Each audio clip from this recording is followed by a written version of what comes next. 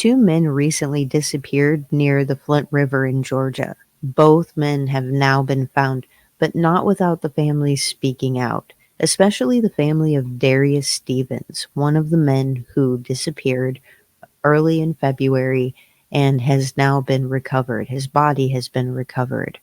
Unfortunately, it's extremely devastating for both families. WALB reported that a former coworker and friend of Darius Stevens is speaking out about river safety. Stevens' body was recovered from the Flint River on Sunday, March 3rd, nearly 3 weeks after he disappeared, taking water samples for the city of Albany. Darius Stevens was taking the samples. By the way, Darius Stevens was a city employee, so he was doing his job by taking these samples. It wasn't just a random approach at the river of taking samples for his own collection of some weird hobby or something. He was actually a city employee, and Darius Stevens was taking samples from the Flint River during a rainstorm on Monday, February 12th, when he disappeared. Now, city protocols require a two-person crew for that job. Stevens was taking water samples from the river during a rainstorm when he disappeared after he apparently fell into the river. According to the city leaders, Stevens and his coworker had become separated at that moment.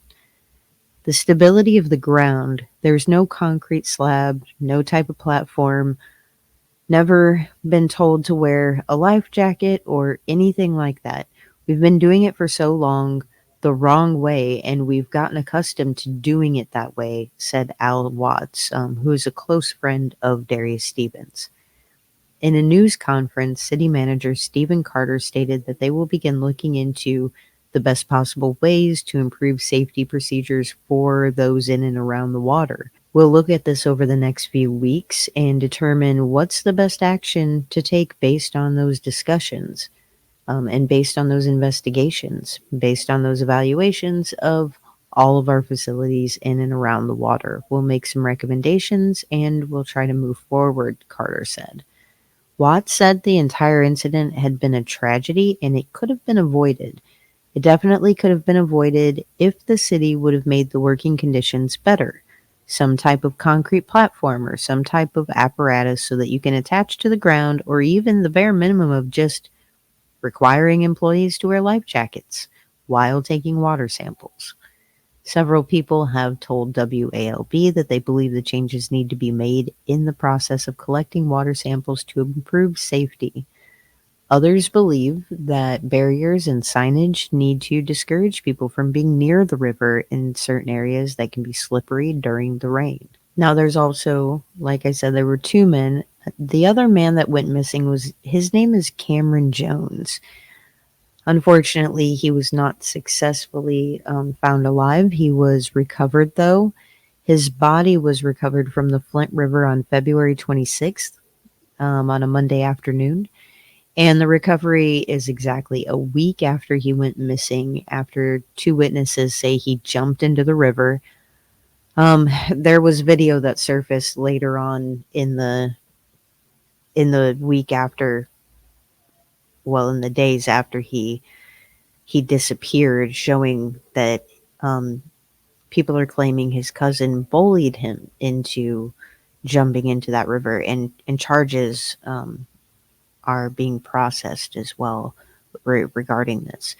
So the 23-year-old's body was found near the Radium Springs boat ramp, on a debris pile partially out of the water around 2:30.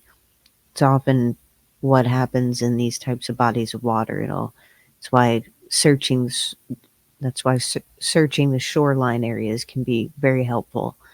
With the recent recovery of the two men from Flint River, Albany City Manager Stephen Carter said that the city may reevaluate security measures along the waterway.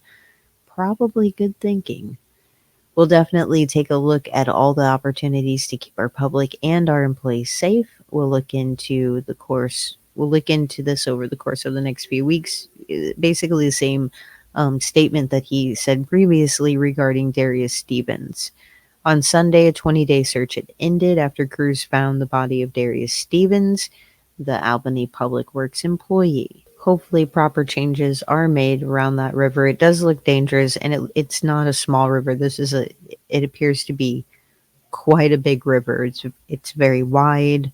It's said to have, some pretty bad wildlife or some pretty dangerous wildlife in it that could get you. I believe alligators, if I'm correct, are like every mile in the river. So, yeah, definitely hope that they make some changes around that area so that people know that. I mean, there could be people that just don't even know that that type of animal is in there either. I'd say if you're local, you would know that.